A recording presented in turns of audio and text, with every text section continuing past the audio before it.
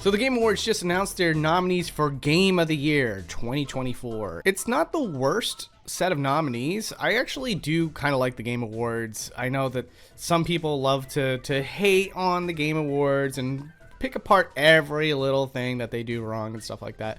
I have my criticisms, and it's totally fair for everybody else to have their own set of criticisms, but I do like to counterbalance a little bit with a lot of things that they do right.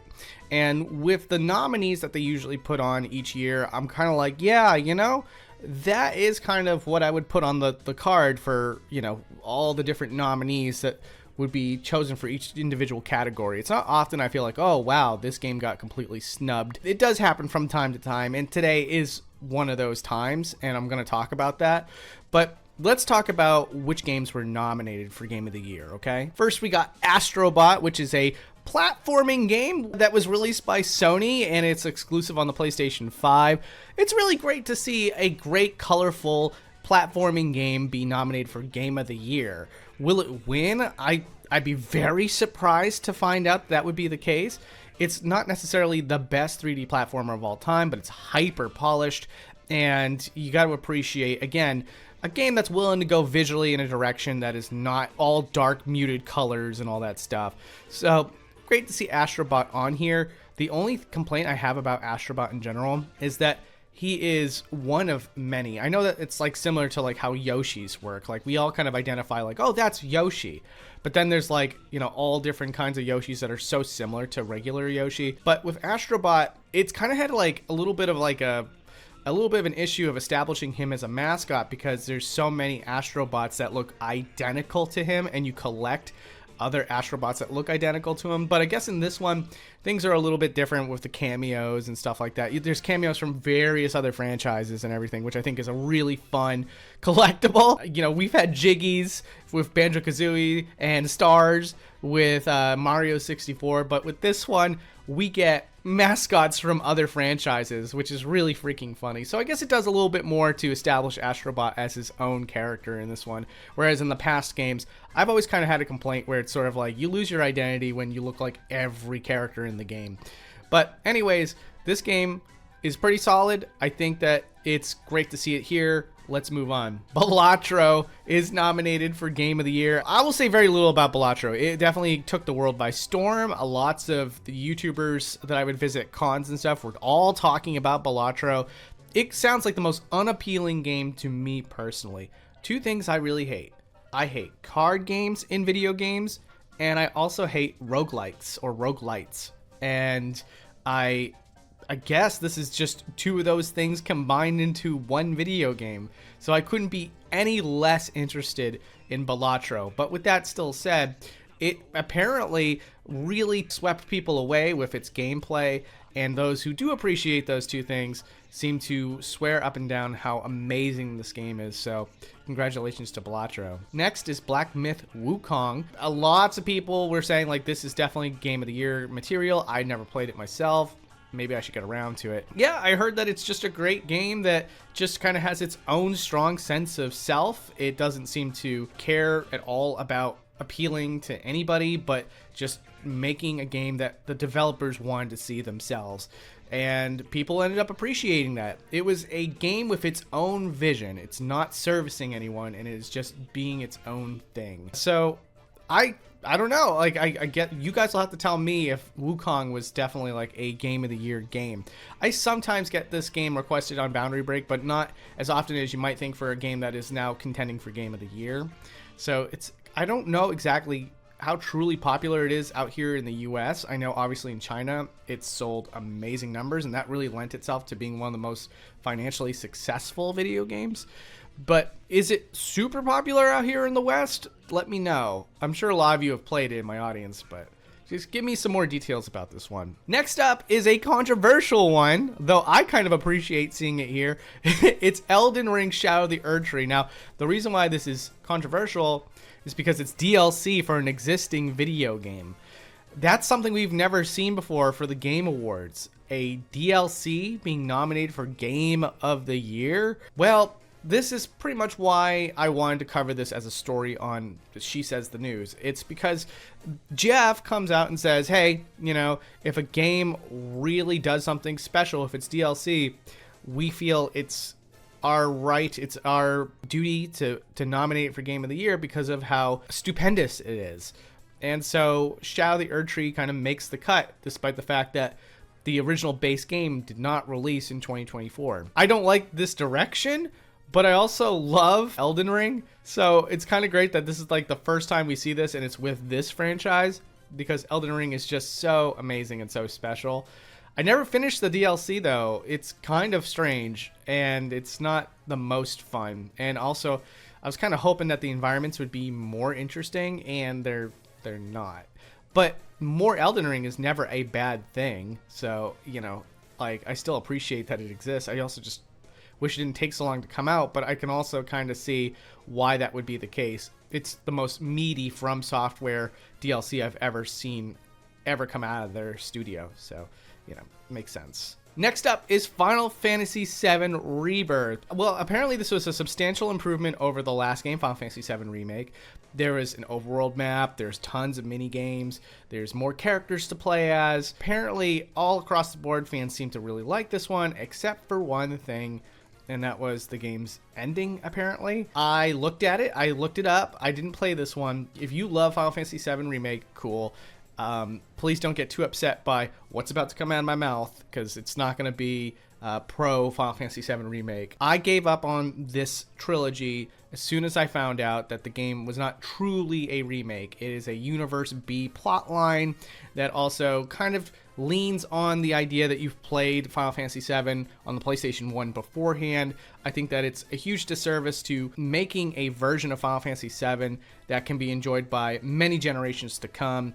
And that's like my big issue with what they're doing here. The biggest issue of all, of course, is that despite the fact that maybe you could have read in interviews and stuff that this game trilogy was not going to be 100% faithful to the original game, it's still advertised heavily as if it were going to just be a remake of Final Fantasy VII, and that you would need no context prior to the remake to enjoy this remake. But truthfully, even those who love Final Fantasy VII Remake and have been playing it for the first time without Final Fantasy VII, most people admit they have to do a little bit of Wikipedia searching and all that stuff to truly grasp what is going on with this plot.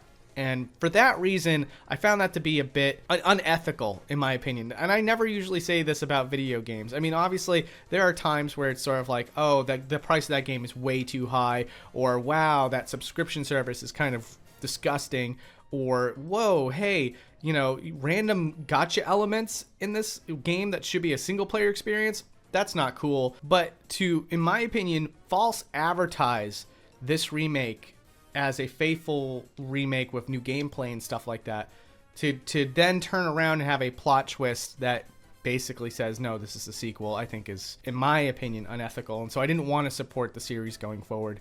And so I never played this sequel, this middle point to a 3-part trilogy. So you'll have to tell me, is it worthy of Game of the Year? I've seen the ending to this middle point, and I thought that it was pretty lousy.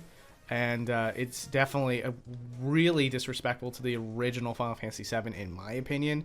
But there's so much more to the game than just its ending, and people will probably also disagree about how bad that ending was. So, you know, let me know what you think. I'd be very interested. And the last one is a spiritual sequel to Persona. It's Metaphor ReFantasio. Much like how Persona was a spin-off of the Shin Megami Tensei franchise, this one is its own thing, doing its own thing. But it's something that Persona fans will easily attach themselves to, because a lot of the same team members are attached to this one. So, never played it myself, but I heard really good things. So, if the buzz was really positive for this game, I guess it belongs on this list. But now, with all that said, I feel like there is one game that is definitely missing from this list. And I think that it's a truly special game that, in my opinion, would have won Game of the Year. And so it's a little strange that it's not even on this list as a nominee to lose to something that they would prefer to win in its place. That game is Silent Hill 2 Remake. The original Silent Hill 2 had a story that is timeless. It is one of the best told stories in any genre of video game, but is definitely the absolute best in the horror genre. You have to experience the story and how it plays out in Silent Hill 2. But the original game also had gameplay that was not the best. Hardcore fans may argue otherwise, but for me, that is not going to be like the absolute unhinged Silent Hill fan and just enjoy it as a video game and solely as a video game. I will give it insanely high praise for its story, but the gameplay is kind of loose and exploitative. Like, you can easily like cheese the game, and it's not the best. It definitely comes as a detriment to what is otherwise an amazing game because of its environment, its monster designs, its atmosphere, and then of course its narrative. And also the voice acting wasn't its best. But the remake addresses all issues that I feel like I had with the original game. And it also is very, very respectful to the things that fans have been saying over the years. So one of the things that I always thought, like, these guys get it, was the voice acting, like I said, was stilted and strange and weird and not great in parts for the original game. And fans would argue, like, oh no, it's Uncanny Valley. It was intentional. They did this on purpose because it's supposed to be Uncanny Valley. That's the whole theme of Silent Hill.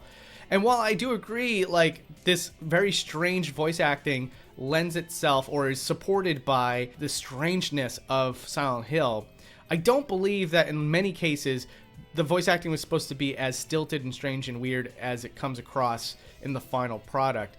But the remake does a great compromise. It does make the characters seem grounded and real in times when they're supposed to seem sane and normal, but as you descend further and further into the madness that is Silent Hill 2, a lot of the characters start to speak in that stilted, strange way, which is supposed to basically now give an implied uncanny valleyness to the voice acting instead of just assuming that that's what they were going for. So it's like stuff like that combined with the fact that the gameplay is infinitely more engaging and fun, and it also does a lot to lend extra scenes to make the story breathe better, to make certain plot points punch better. Like, there's so much to this game that is just an overall improvement over the original that I would personally argue that you don't need to play the original Silent Hill 2 anymore. You can just play this remake and you will get the best elements of the original game and then some. And for that, I think that this is one of the greatest now games of all time. I think that now Silent Hill 2 Remake has lent itself to making a video game that is near perfect. Like, you can just basically say, like, this is a must-play game no matter what age, no matter what generation you are. This game is something that is truly special and should be played by all. And for a long time, people have been saying that about the original game. But again, I argue that those complaints that I have probably make it a little harder for a younger generation person to immediately jump into. With this remake, those are addressed. And so, like, you have a game that is, in my opinion, near perfect. It would have been my game of the year for 2024. It looks like it does have 4 categories. It's got best narrative, best audio design, and best action game, I believe. There was one more. Best music, as well as the lead actor for James in the game. He's also being nominated as a best performance, which I think he should definitely take that category. Obviously, Konami is repped at the Game Awards. It's just that the game is not nominated for Game of the Year. That's good to know. It's good to know that they just personally felt like it didn't deserve Game of the Year, I guess. But it was still nominated in a couple of categories, and I hope that it wins in those categories, because I do think that across the board, all the categories I just mentioned, yeah, they slayed it. They killed it, man. Again, to my audience, Silent Hill 2 Remake, whether or not you've ever had a passing interest of it, you should definitely check it out. All right, well, anyways, this is my thoughts on the Game of the Year nominees for the Game Awards. If you enjoyed this video, please just give us a subscription. It could mean a lot. We're working our way towards that 10K. It would be super cool to get there. And to the rest of you that's been watching for a while, thank you. I appreciate you guys. And I'll see you again soon, okay? All right, bye.